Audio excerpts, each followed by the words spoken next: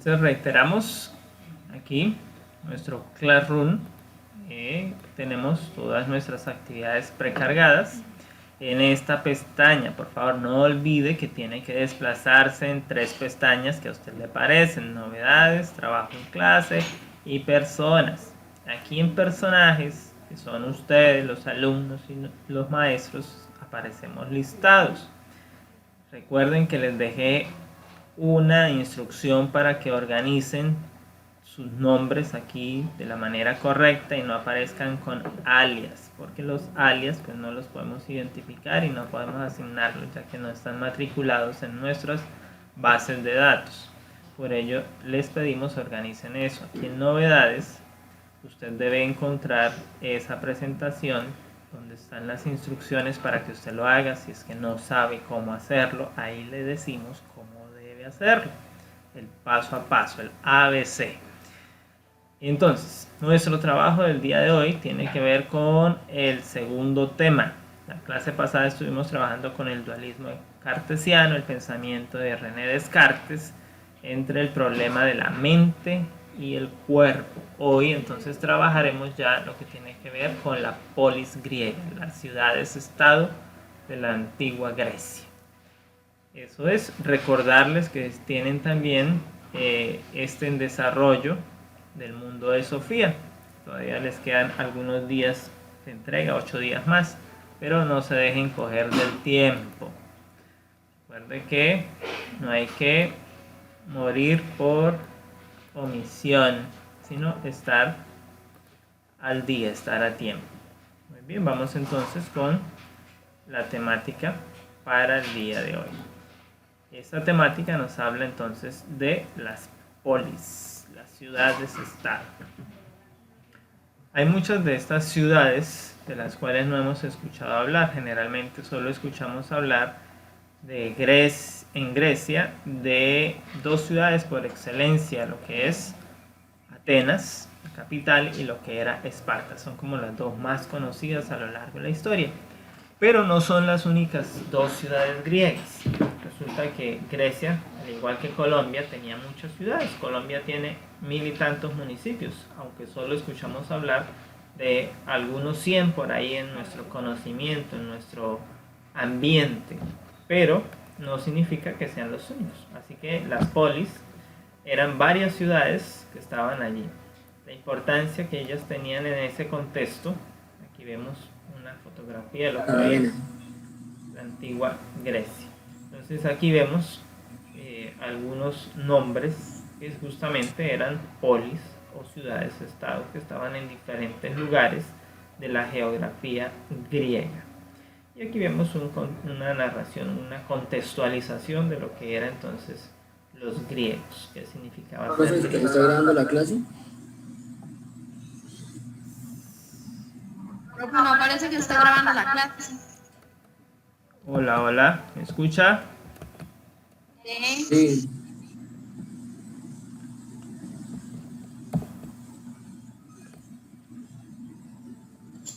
Lo que pasa es que ustedes quieren que ya la graben allá. Ya no me sirve porque si se corta no nos va a quedar.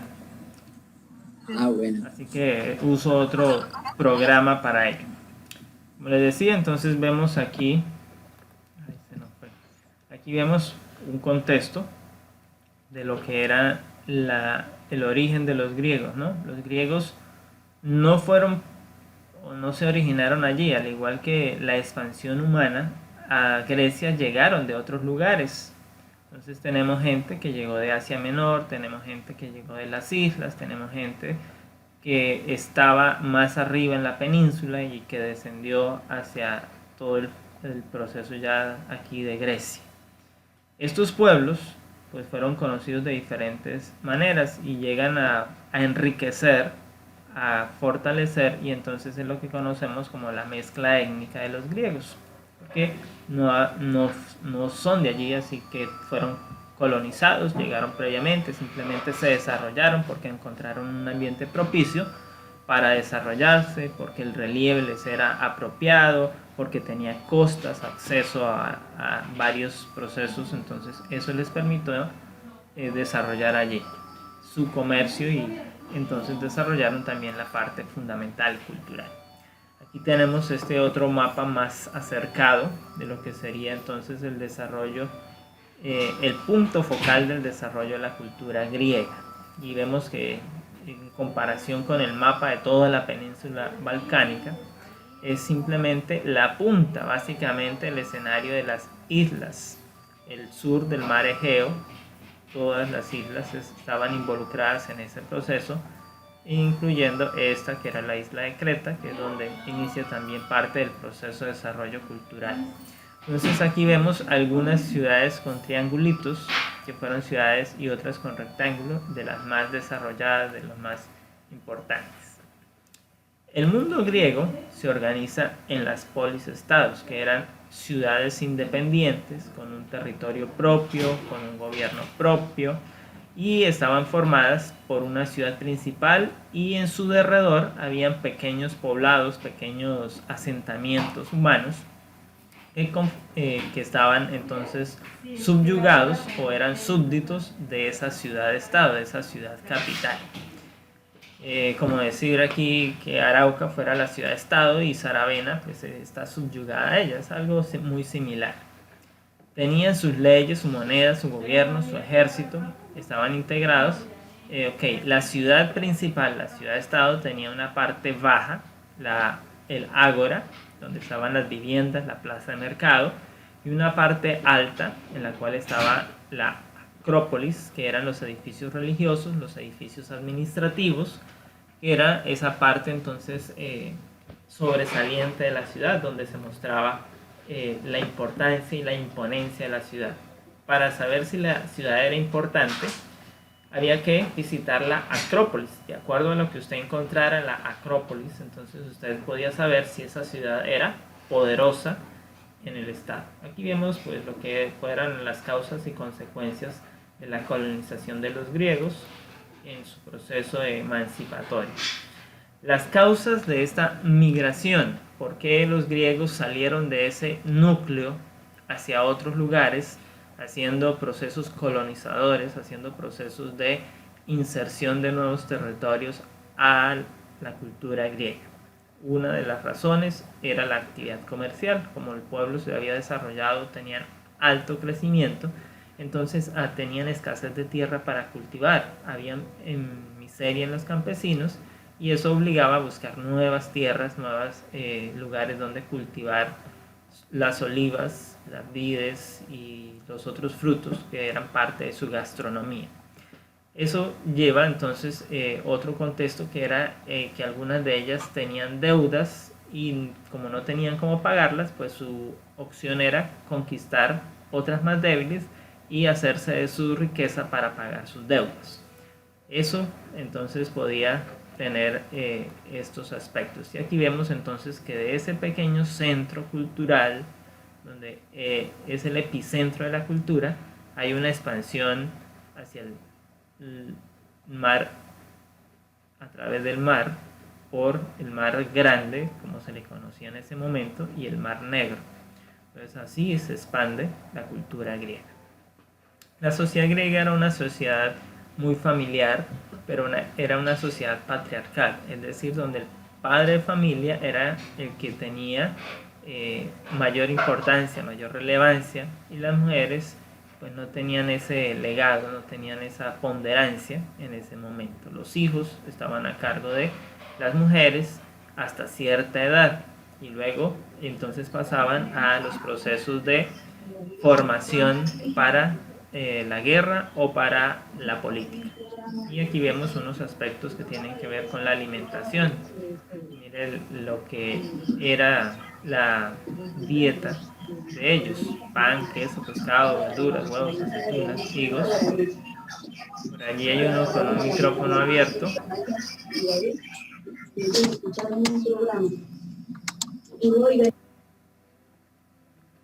Y aquí tenemos entonces lo que era el vestido. Se diferencia el vestido del hombre de la mujer en sus atuendos.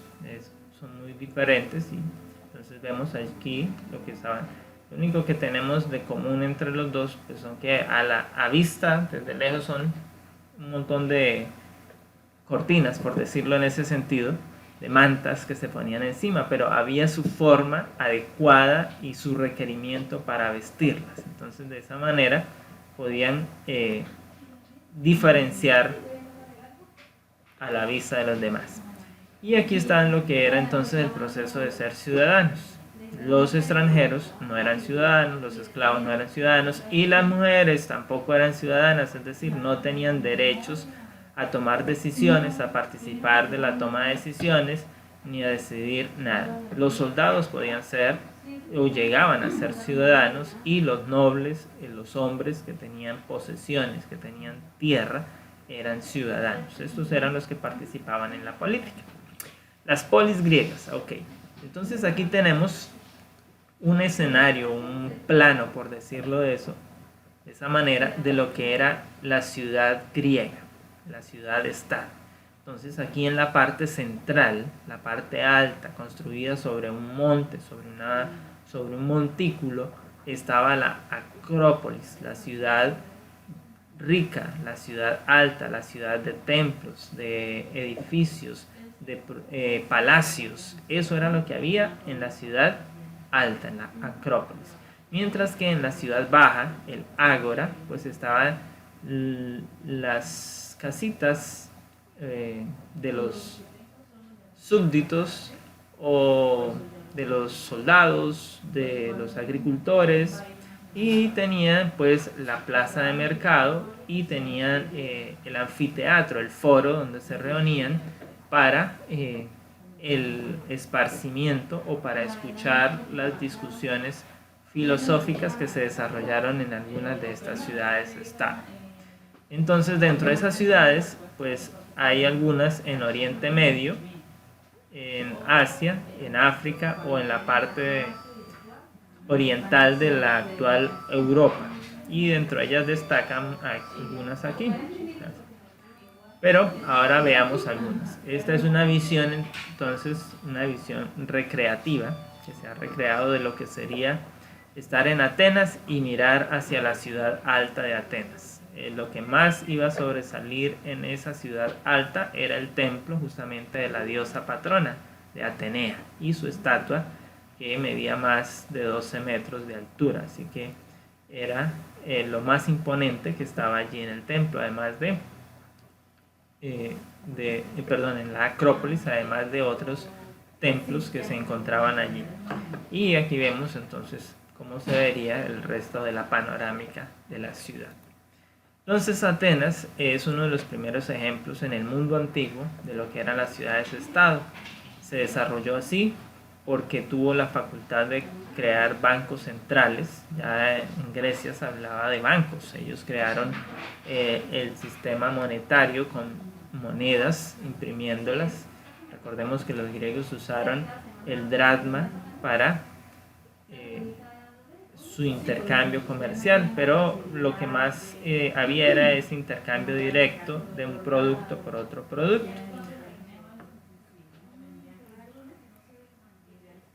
La leyenda de Atenas nos dice que fue reclamada por la diosa Atenea después de que le ganó la batalla a Poseidón.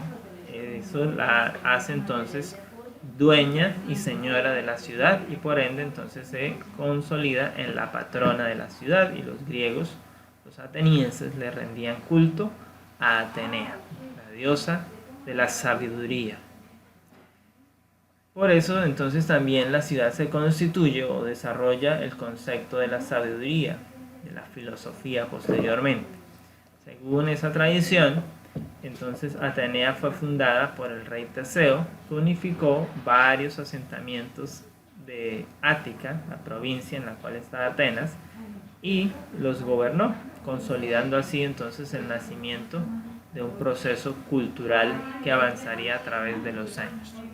Atenas tenía una ventaja competitiva frente a otras polis u otros asentamientos que habían allí, y es que Atenas tenía zona de costa, por lo cual desarrolló un centro comercial a través de un puerto marítimo que le permitió entonces ser una potencia naval para ese momento Y entonces, a pesar de que no tenía un conflicto de armas como lo era Esparta, su ciudad más contendiente, pero tenía la fuerza naval. Pero el detalle era que no podría llevarla nunca contra Esparta porque Esparta no estaba en la costa.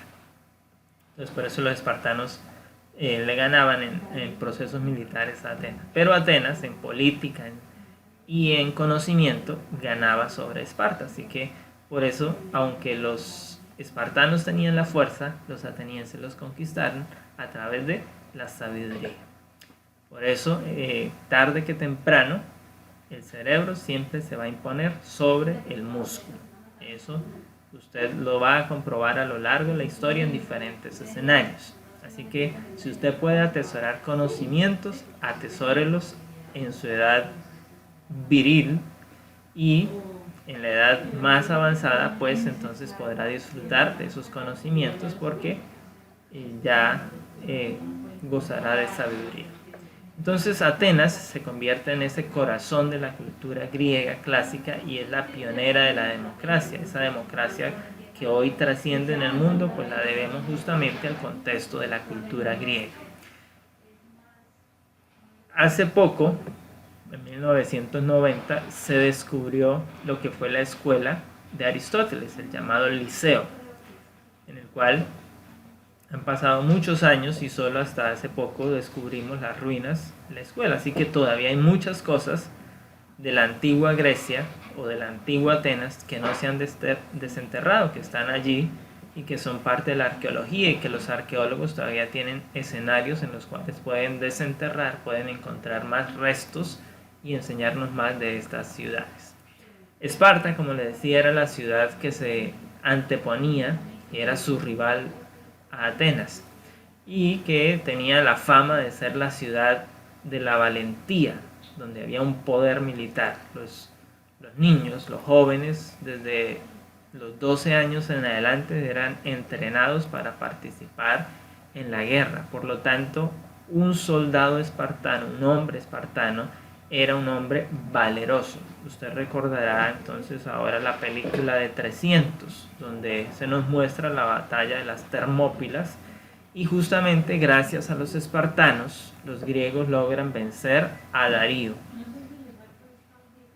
Así que en vez de tener ladrillos y muros, ellos tenían era un ejército que, aunque era pequeño, 300, era valiente y podía enfrentar los desafíos y sobreponerse dado a las estrategias que habían desarrollado o que habían preparado a lo largo de su vida.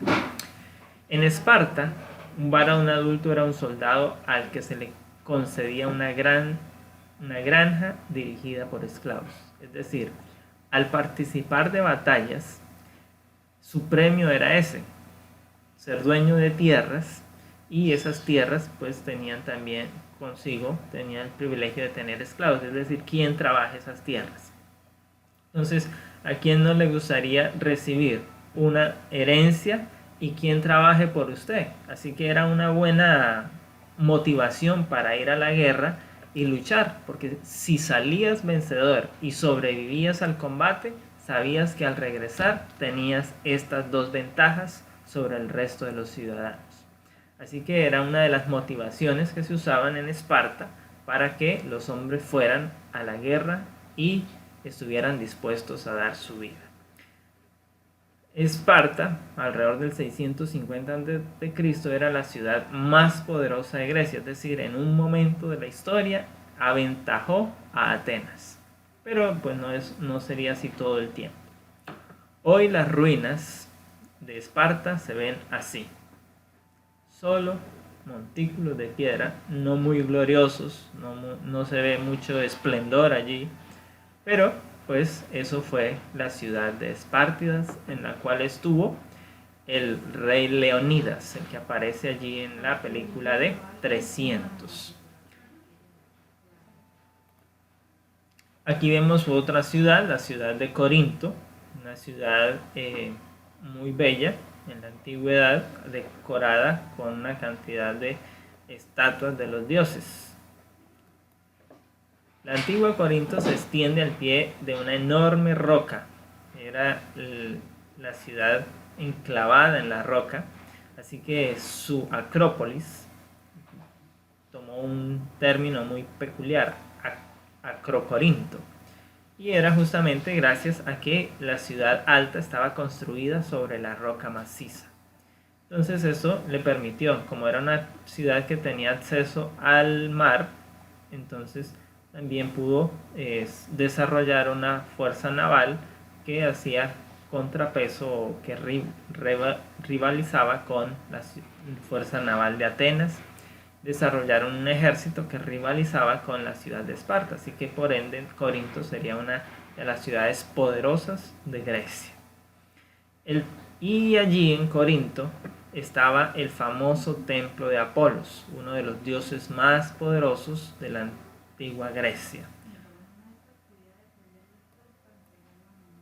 Luego tenemos entonces a Pérgamo, otra ciudad. Aquí ves, tú estabas dentro de un museo, y algunas de las cosas que se han encontrado en Pérgamo, entonces están aquí puestas en este museo para que la gente pueda apreciarlas. Esto es parte de lo que fue la biblioteca de Pérgamo, una biblioteca que llegó a hacerle competencia a la gran biblioteca de Alejandría. En algún momento los historiadores dicen que Pérgamo tenía tanta necesidad de papiros, es decir, de papel, en ese momento para su biblioteca, que los egipcios, teniendo miedo de que su biblioteca, la biblioteca de Alejandría, no alcanzara ese esplendor, decidieron no darle más papel, no darle más papiro. Entonces eso llevó a que en Pérgamo se hiciera rollos de pieles de animales por la escasez de papel, porque el papel provenía de Egipto, así que Egipto dijo no, si ellos van a seguir creciendo, su biblioteca va a ser más sobresaliente que la biblioteca de nosotros, que la biblioteca de la Gran Alejandría, entonces hay que cortarles el suministro de papel, y de esa manera los egipcios aseguraban que la biblioteca de Pérgamo no superara la biblioteca de Alejandría. Pero los ciudadanos de Pérgamo idearon una estrategia. Usted sabe que la naturaleza humana en medio de la dificultad desarrolla la creatividad, y así que volvieron a los llamados papiros de animales, a las pieles de animales que se habían usado en otras épocas para la escritura de los textos de la sabiduría que serían parte de la biblioteca. La ciudad de Olimpia, la polis, donde se realizaban los Juegos Olímpicos, el escenario de los encuentros macedonios, de los encuentros helénicos del deporte, se realizaban en esta ciudad. Aquí vemos algunos de los escenarios en ruinas, y entonces allí estaba, aquí vemos otro. Olimpia era la sede más importante del santuario de los Juegos Olímpicos, situada en el monte Cronio, al lado derecho del río Alfeo, y su santuario dedicado al rey de los dioses, a Zeus. Entonces aquí estaba la ciudad de Olimpia, donde estaba el escenario deportivo, pero también estaba el templo de Zeus. Por lo tanto, la ciudad aseguraba de que los griegos tuvieran que asistir, tuvieran que visitarla en algún momento, porque todo griego reconocía a Zeus como Dios y tenía en algún momento que ir a adorarlo, a rendirle culto, a llevarle tributo a su templo. Entonces visitaría la ciudad de Olimpia. Y si no, cada 4 años, pues bajo los Juegos Olímpicos se llegaban allí bajo la convocatoria que había.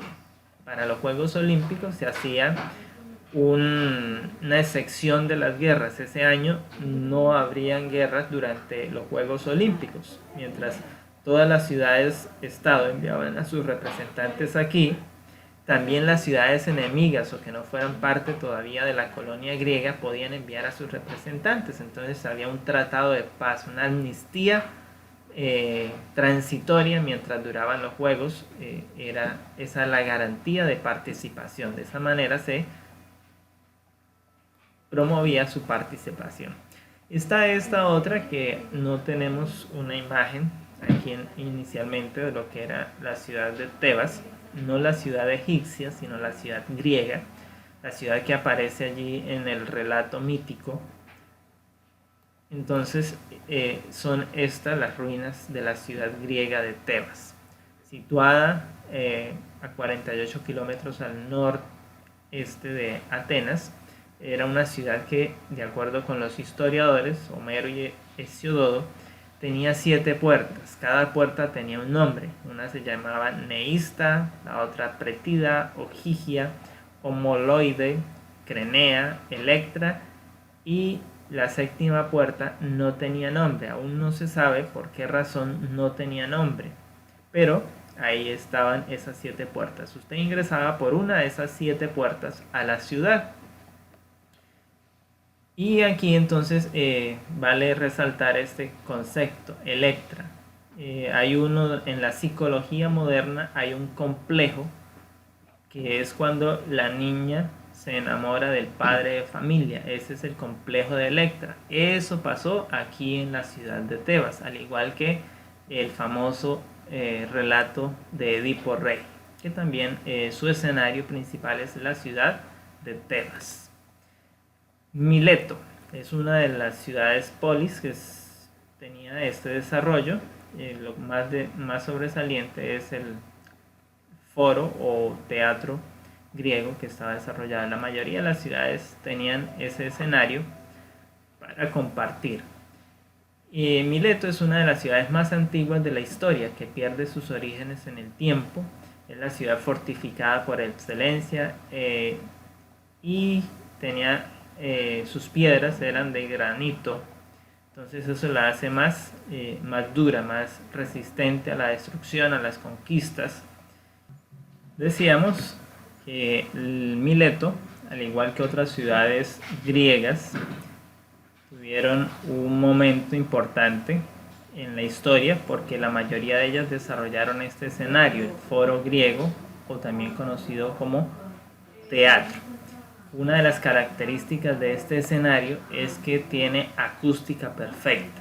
¿Qué significa eso? Que si usted se para aquí, en esta parte central, y habla normal y corriente, su diálogo se escucha en cualquiera de los puntos del escenario.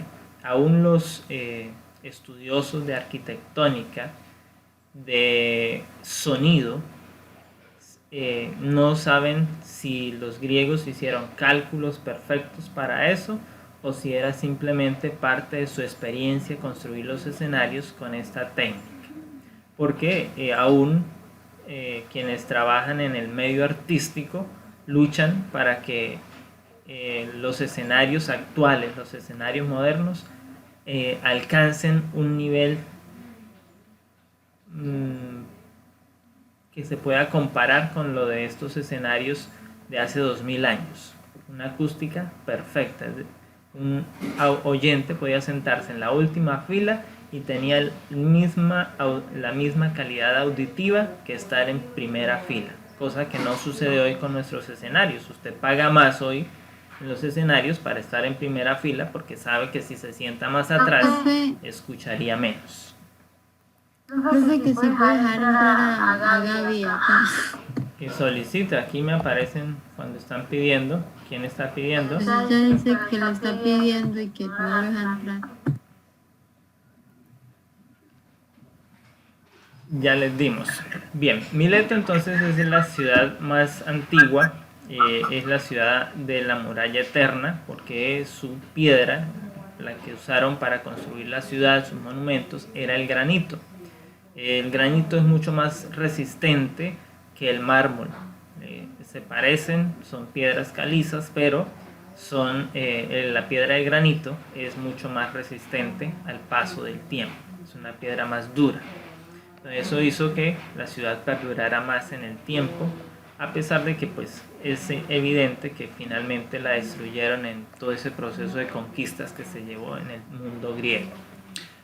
Su mayor momento de esplendor lo vivió alrededor del siglo VI y V a.C., donde la filosofía se desarrolla allí. hay varios personajes, entre ellos Tales de Mileto, Anaximandro y Anaxímenes de Mileto. Fueron 3 grandes filósofos que salieron de esta ciudad. Así que es una ciudad donde también se da el origen filosófico. Luego tenemos a Siracusa. Esta es una de los monumentos de la ciudad que todavía se preservan hasta el día de hoy. Y aquí tenemos también otros de los elementos de la Profe, ruina. usted no nos está mostrando las diapositivas. ¿No? Sí, profe, no está compartiendo pantalla. No, ¿Segura? solo nos está hablando. Ah, bueno, gracias. ¿Por qué no lo dijo antes? Creí que sabía. Creíamos que sabía, sí, yo creí que sabía y que no solo nos estaba Entonces diciendo. les voy a mostrar ahora. Ok, se me olvidó subirles el compartir. Ok, va ahí. Bueno, ¿ya? Ahora sí. Bueno, como les decía, entonces, bueno, aquí les muestro lo que era. Entonces, aquí era donde les decía que se paraba. ¿Ya?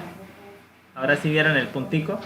Desde aquí a aquí hay acústica perfecta. En cualquier lugar podíamos escuchar el diálogo o la representación de la tragedia o comedia que se estuviese presentando aquí. Y aquí están los monumentos, como logran apreciar, pues son ruinas solo de granito que quedan, pero son y aquí están otra ruina y ahí donde estaba lo que les decía de los filósofos. Y aquí entonces tenemos el monumento de Siracusa, uno de los más hermosos, y algunas otras ruinas de la ciudad de Siracusa. Y tenemos también aquí a Cirene, otra ciudad que empieza un desarrollo que contrapone a las otras ciudades, a las otras colonias. Y hace poco, en 1987, las ruinas de la ciudad de Cirene fueron declaradas Patrimonio por la Humanidad. Muchas de esas ciudades han sido declaradas, pero una de las últimas pues son estas ruinas de la ciudad de Cirene. Aquí vemos la noticia justamente de la BBC de Londres. Esta es otra, la famosa película de hace unos años donde se nos mostraba al Kraken. Entonces, la ciudad de Argos es la ciudad griega del Peloponeso que fue fundada en el 2000 a.C. y que es una ciudad-estado muy próspera y que tenía también acceso cercano al mar, por lo cual pudo desarrollar también un puerto que le permite entonces convertirse en una ciudad satélite, es decir, una ciudad donde pueden aterrizar, donde pueden hacer paradas, donde pueden hacer intercambios comerciales. Y otra de las ciudades bastante importantes era la ciudad de Éfeso. Éfeso tenía la ventaja de tener un templo y una biblioteca muy, muy bonitas. La biblioteca pues también competía con la de Pérgamo y con Alejandría, pero la mayor riqueza en el contexto griego de Éfeso era el templo de la gran diosa Diana. Inclusive aparece en los libros bíblicos de Pablo, donde él habla justamente en los Hechos de los Apóstoles acerca de el culto a la diosa Diana que desarrollaban pues los griegos allí. Tenemos entonces también la ciudad de Samos, donde se contaba la épica prosperidad. Era una ciudad donde habían inventores, arquitectos, y también es la ciudad del filósofo Pitágoras. Entonces, y también pues viene siendo el centro de la escuela de los epicúreos en el contexto de la filosofía, de la astronomía y la matemática. Entonces es una ciudad que tiene también desarrollo científico, desarrollo cultural. Que si Diana es el nombre de Artemisa misma. La misma. Solo Artemisa fue para los latinos, para los romanos, mientras que Diana era para los griegos. Okay. Entonces aquí tenemos esos contextos. Estas ciudades, como les decía, pues muchas de ellas aparecen en las narraciones bíblicas del Nuevo Testamento.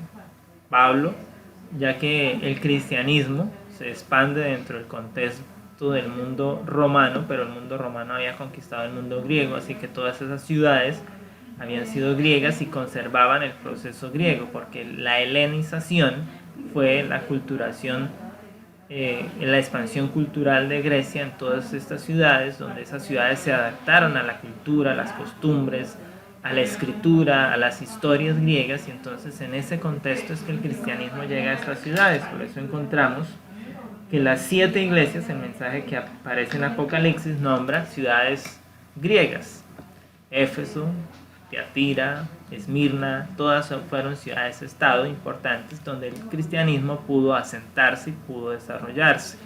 Pablo escribe a la iglesia de Corinto, a la iglesia de Filipos, a la iglesia de Éfeso, a la iglesia de Galacia. Todas son ciudades que en algún momento fueron ciudades-estado y que en ese momento en que el cristianismo ingresa al mundo greco-latino, entonces ellas estaban todavía en apogeo y el cristianismo empieza a culturizarlas, a transformar sus pensamientos, y de hecho encontramos a Pablo en el libro de Hechos que visita la Acrópolis griega, donde encontramos entonces a Pablo siendo partícipe de visitó esta ciudad, no porque fuera a adorar a los dioses que estaban aquí, sino porque aquí tenían un espacio en el cual se compartían la sabiduría. Entonces a Pablo lo invitan allá para escucharlo en el Areópago, y Pablo va allí y les dice: yo vengo a hablarles del Dios no conocido. Los griegos tenían templo para todos, pero había un templo que estaba dedicado al Dios no conocido, y justamente Pablo usó pues ese eslabón dentro de la cultura griega para enseñar el cristianismo en la misma cuna de la filosofía, de la emancipación del conocimiento antiguo. ¿Preguntas?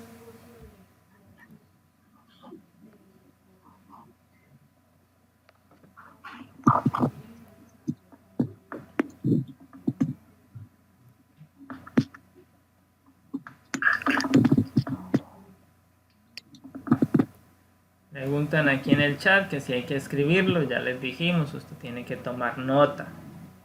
Cuando usted toma nota, pues el proceso que realiza la cognición, su cerebro, pues es más propio para el aprendizaje. Le aumenta un 25% a los procesos de aprendizaje. Cuando usted no escribe nada, pues réstele eso al proceso de aprendizaje. Profesor, ya nos tenemos que ir para la otra clase. Sí, señora, por eso ya les pregunté que si hay preguntas. Si no hay más preguntas, les deseamos pues un feliz día. Que el Señor les bendiga. Gracias. Hasta luego. Chao. Chao. Ok, profe, que tengan un feliz día.